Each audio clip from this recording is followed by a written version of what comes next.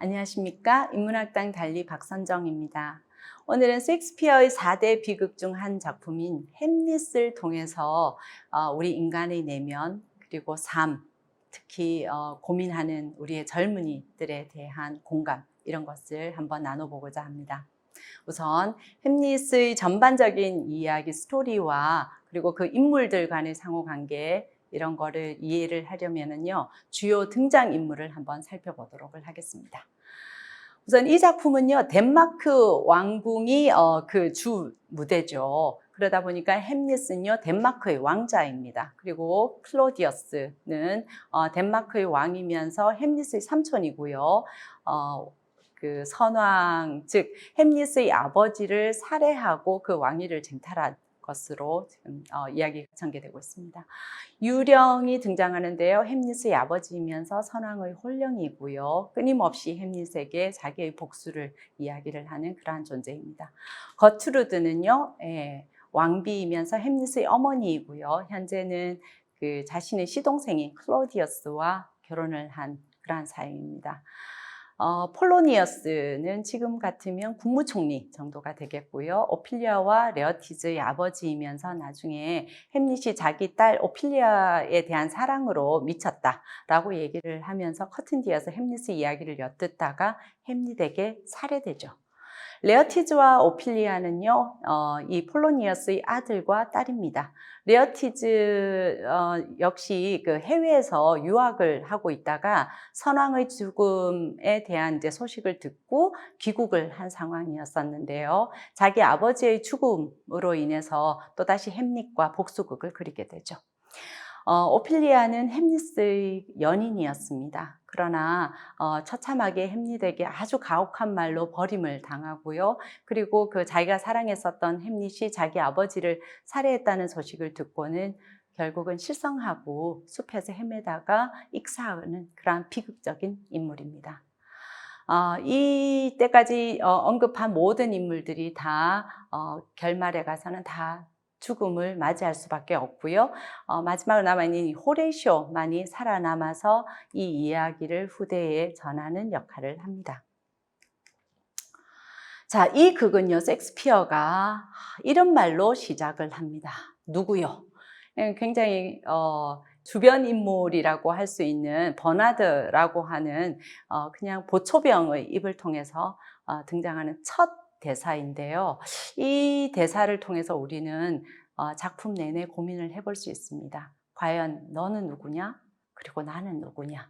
우리가 알고 있는 우리는 과연 누구냐? 이런 고민을 해보면서 작품을 한번 읽어보도록 하겠습니다. 햄릿은요, 죽음으로 시작을 해서 죽음으로 끝나죠. 특히 처음의 죽음은요, 햄릿의 아버지의 죽음으로 시작을 합니다. 덴마크의 왕의 죽음, 그렇죠? 그리고 이 아버지의 죽음을 복수로서 안갚음하려고 하는 햄릿의 처절한 몸부림, 그리고 그 속에서 또 다른 아버지인 폴로니어스의 죽음, 그리고 그 자기 아버지의 죽음에 대해서 또다시 복수하려고 하는 레어티즈의 어떤 복수극. 이 속에서 모두가 서로 죽이고 죽는, 결국 결말에서는 모두가 죽고 마는 그러한 이야기라고 볼 수 있습니다. 그러나 처음에 햄릿이 귀국해서 왔을 때에 자기 어머니, 즉 자기의 삼촌과 결혼을 한 자기의 어머니와 그리고 이제는 왕위를 차지한 클로네어스의 이야기는 동일합니다. 햄릿 아버지의 죽음에 대해서 얘들아, 얘야, 아버지가 죽은 것은 당연하지 않니? 뭐 자연 속에서 죽음이라고 하는 것은 너무나도 그냥 순리인 것이다. 거역하지 마라. 그냥 받아들여라. 라는 이야기로 들리죠. 하지만 햄릿은 받아들일 수가 없습니다. 근데 이 작품을 읽다가 보면은요, 과연 햄릿이 지금 이렇게 슬퍼하고 분노하는 이유가 과연 자기 아버지의 부재, 즉 아버지의 죽음으로 인한 것인지 아니면 그 너머에 또 다른 것이 있는 것인지 그 부분이 우리는 궁금해지기 시작을 합니다. 단순히 햄릿을요, 스토리 전개로만을 보자면 햄릿의 분노는 또는 햄릿의 슬픔은 아들로서 사랑했던 아버지를 잃어버린 아들의 슬픔, 그리고 어머니의 배신, 이렇게 읽혀질 수 있습니다. 하지만 작품을 한 행을 자세히 읽어보다 보면은요, 그 너머에 있는 어떤 미묘한 의구심 같은 것이 생길 수밖에 없는데요. 그 대표적인 것이 이런 것입니다. 그녀가, 즉 어머니죠. 오 하느님, 이성 없는 동물이라 할지라도 더 오래 슬퍼했으련만 아버지의 동생과 결혼했어 한 달 안에. 오 최악의 속도로다. 즉 어머니가 자기의 지금 현재의 삼촌인 현재의 왕과 결혼한 데에 대한 분노가 아버지의 죽음보다도 훨씬 더 강하게 표현되는 것을 알 수 있습니다. 과연 이것이 무엇일까? 자, 그러한 의구심에 대한 확인이 바로 아버지 홀령의 이름으로 등장을 하죠.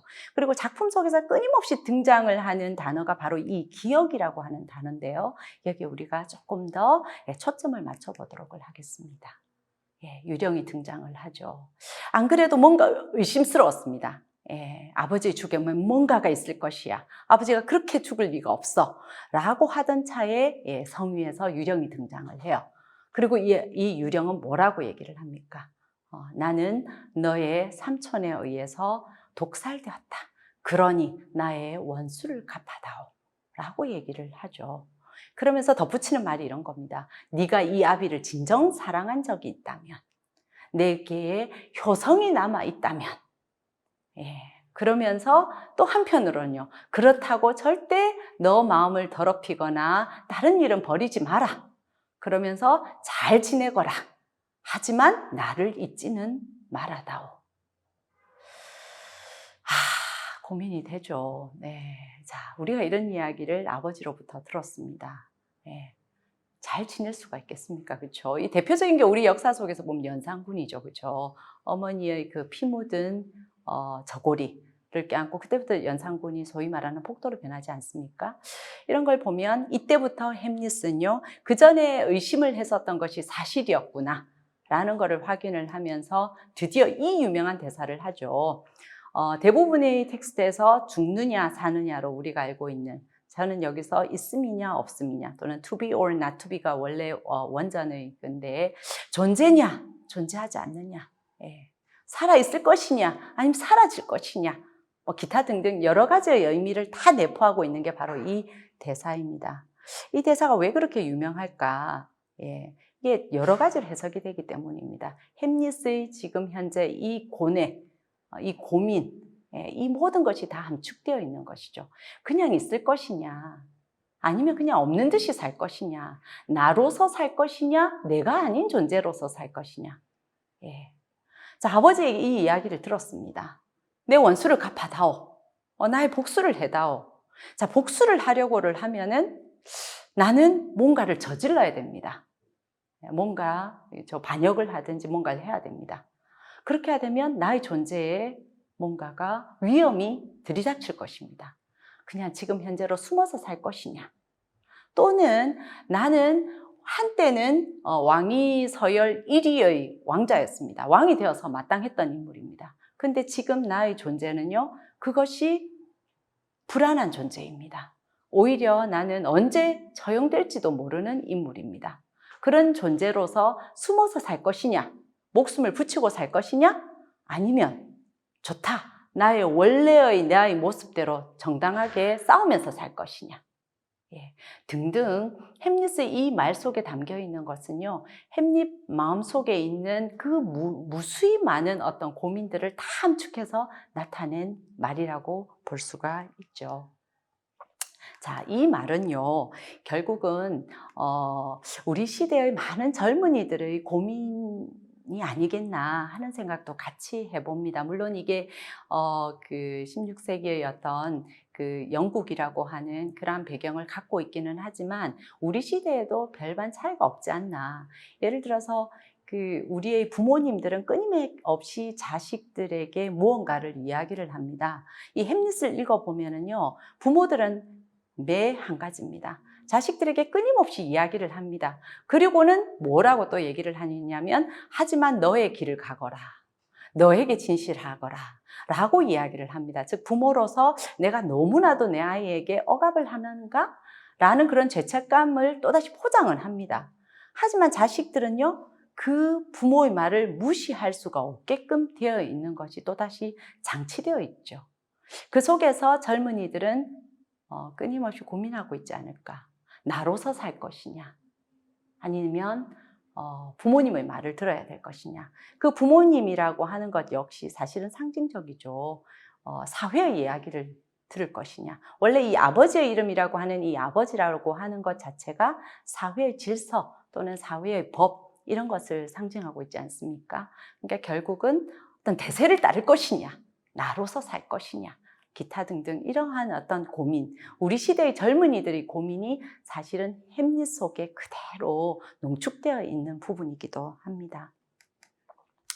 자, 레어티즈, 재상의 아들이죠. 자기 아버지가 햄릿의 손에 죽었다는 얘기를 듣고는 유학길을 또다시 접고 자기도 복수에 다시 돌아오죠. 복수를 위해서 돌아옵니다. 이러한 레어티즈 역시 햄릿과 똑같은 맹세를 하죠. 나도 원수를 갚고야 말겠다. 자, 이러한 레어티즈에게 더 부추기는 사람이 있습니다. 바로 현재의 왕이죠. 그렇죠? 아버지의 아들임을 보여주기 위해 넌 뭘 하겠느냐? 그랬더니 교회에서라도 노무의 목을 치죠. 즉 교회라고 하는 것은 이 시대는 법입니다. 법을 어기고서라도 나는 아버지의 원수를 갚겠다라는 뜻이죠.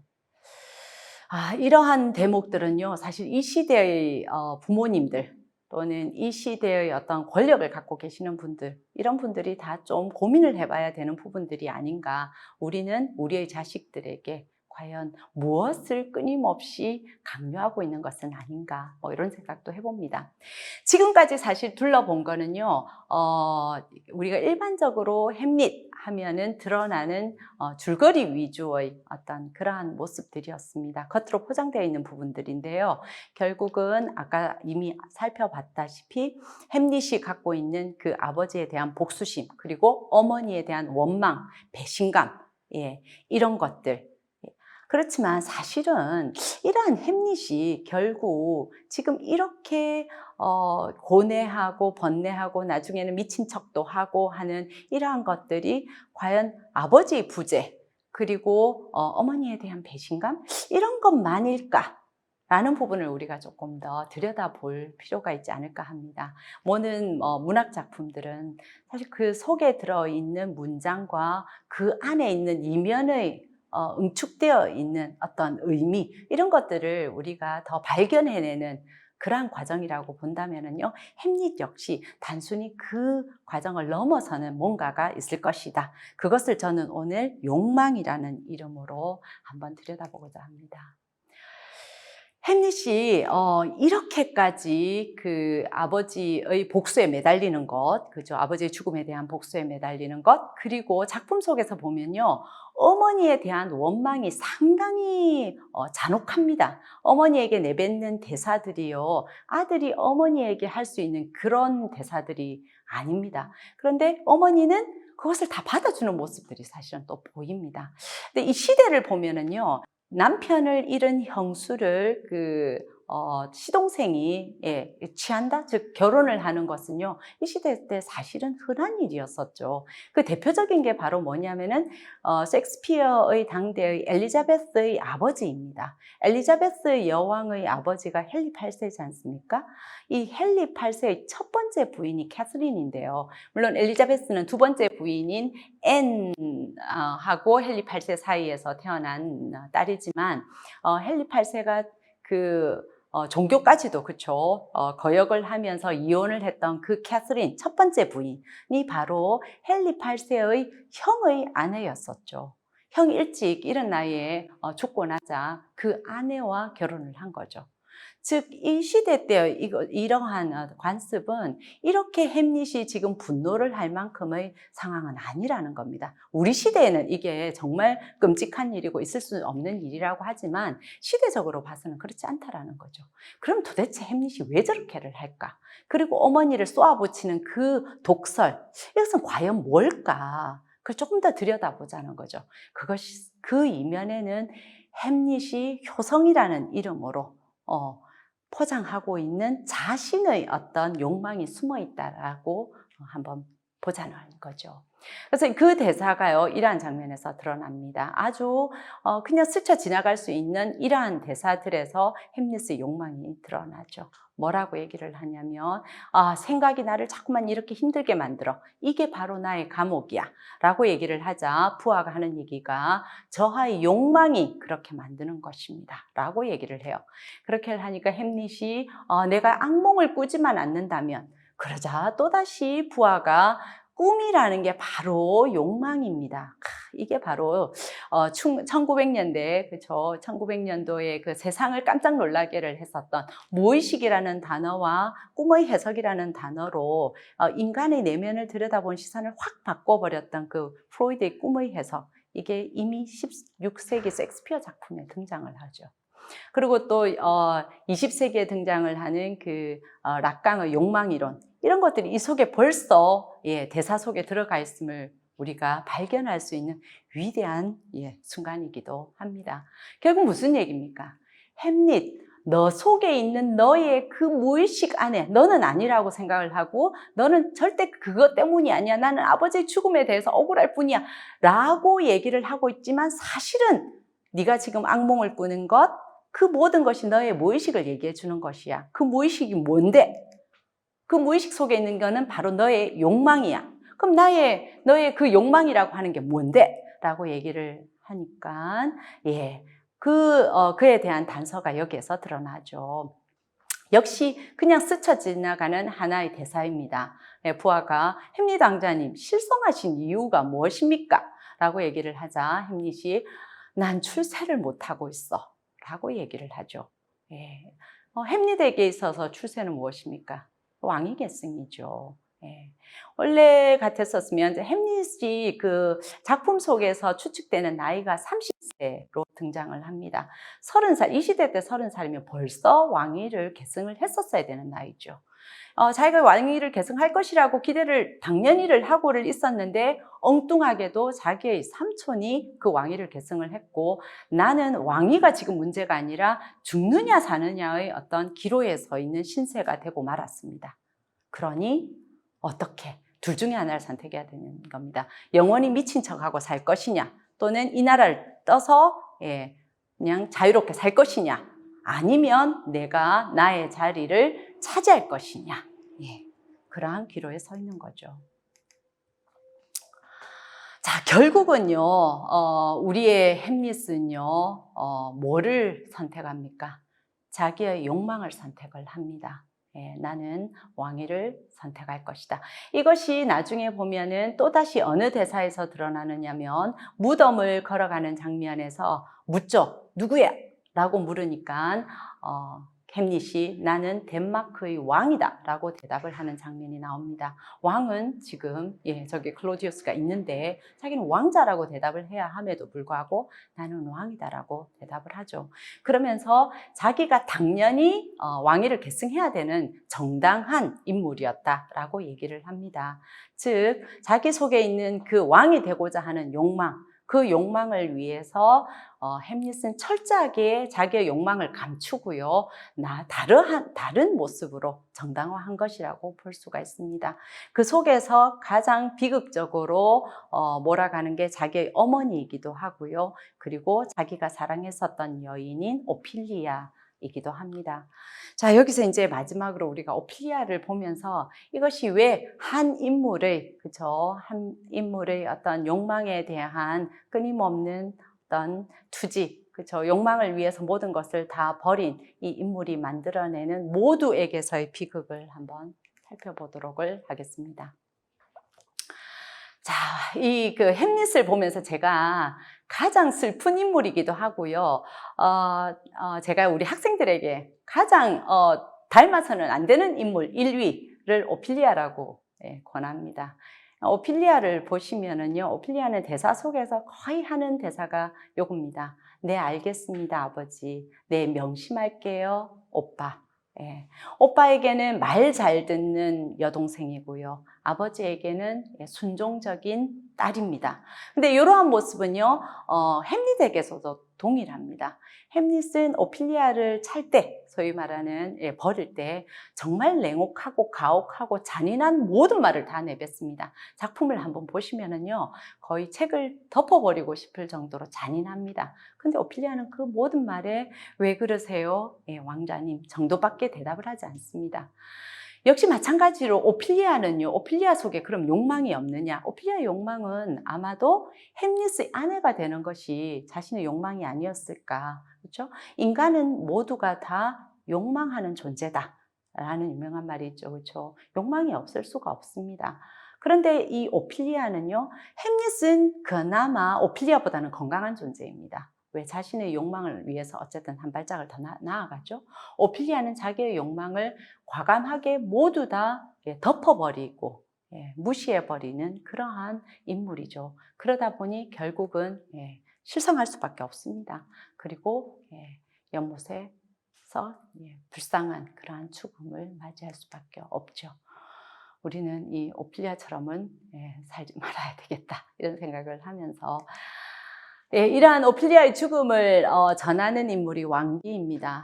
우리가 이제 왕비에 대한 부분도요, 세간의 시선은 그겁니다. 어떻게 자기의 남편이 죽은 지 한 달도 안 되어서 그 시동생과 결혼을 했을까? 그러한 인물로 굉장히 손가락질을 많이 받는 그러한 인물이 바로 왕비인데요. 하지만 아까 얘기를 드린 것처럼 시대적인 상황을 봐야 되고요. 또 한편으로는 이 왕비에 대한 시선이 다르게도 해석이 됩니다. 이 왕비의 모든 행동은 아들 햄릿을 보호하기 위한 행동이었다라고도 해석이 됩니다. 작품을 읽어보면 충분히 납득이 될 만한, 공감이 갈 만한 그런 부분들이 많이 있습니다. 왜냐하면 그냥 만일에 놔뒀으면은 한 달 후에 지금 유학을 떠나 있는 이 아들이 오는데 걸리는 이 시간 동안 충분히 쿠데타가 일어날 수 있습니다. 즉 자기의 시동생에 의해서 쿠데타에 의해서 왕위를 차지를 하고 자기를 처단하게 되면은 자기 아들은 바로 죽음을 맞이할 수밖에 없죠. 왕위가 문제가 아니죠. 그러다 보니까 이 왕비가 선택할 수 있는 것은 오히려 시동생에게 순순히 왕위를 물려주고 자기가 왕비로 그대로 자리를 유지하면서 자기 아들에게 그대로 왕자의 자리를 주는 것이, 그러면서 오히려 왕을 설득하는 것이 더 낫지 않았느냐라고 볼 수 있다라는 거죠. 이처럼 사실 우리가 이제 햄릿에서 나오는 많은 등장인물들이나 그리고 이 인물들의 어떤 서로 간의 관계라든지 이런 것은 대부분의 경우에 겉으로 드러나는 어떤 모습들, 겉으로 드러나는 이야기, 스토리, 이것으로 대부분이 판단이 되고, 그리고 우리는 아주 쉽게 손가락질도 하고 돌도 던집니다. 작품 속에서 보면은 셰익스피어가 끊임없이 이야기를 하는 게 세간의 이야기입니다. 그래서 군중들은 이렇게 이야기를 하고 말 좋아하는 군중들은 이야기를 만들어내고 라는 장면들이 등장을 하거든요. 우리 역시 이 위대한 작품 앞에서조차 우리는 그러고 있는 것은 아닌가. 그런 의미에서 우리가 이 작품을 다시 한번 읽어보면서 햄릿이 고민하는 것은 무엇인가? 햄릿의 이 고민은 우리 시대의 이 젊은이들의 고민과 뭐가 다른가? 그리고 이 햄릿을 고민하게 만드는 이 아버지의 모습, 죽어서조차도 기억의 어떤 감옥 속에 내 아이를 가둬버리고 있는 이 아버지는 과연 정당한가? 그리고 손가락질 받는 이 어머니의 모습, 과연 이 어머니는 겉으로 보이는 이것이 전부였을까? 우리는 그녀에게 과연 돌을 던질 수 있는 것일까? 그렇죠? 그리고 불쌍하게 우리 모두가 가슴 아파하는 그 오피리아의 모습 역시 과연 그냥 우리가 가슴 아파하고 불쌍하다고만 여기면 다일까? 우린 과연 어떻게 살아야 될까? 라는 이러한 궁극적인 질문으로 나가야 되지 않을까라는 생각을 합니다. 오피리아의 죽음을 보면서 어떻게 살 것인가? 결국 자기가 사랑했었던 여자는 버려버리고 자기의 욕망만을 향해서를 가다가 결국 모두에게 다 죽음을 남겨줄 수밖에 없었던 햄릿이 마지막으로 남기는 말은 이것이죠. 남은 건 침묵일 뿐. 결국 남은 건 우리가 어떻게 해석을 하고 우리가 어떻게 이 이야기 속에서 가슴으로 받아들이고 우리의 삶에 어떻게 이용할 것인가? 우리는 어떻게 살 것인가? 예, 라는 질문을 던지면서 햄릿은 막을 내리고 있는 것이 아닐까라는 생각을 합니다. 오늘 이것으로 햄릿에 대한 이야기를요 아주 짧게 간단하게 이야기를 했고요. 다음은 위대한 개츠비에 대한 이야기를 한번 해보도록 하겠습니다. 감사합니다.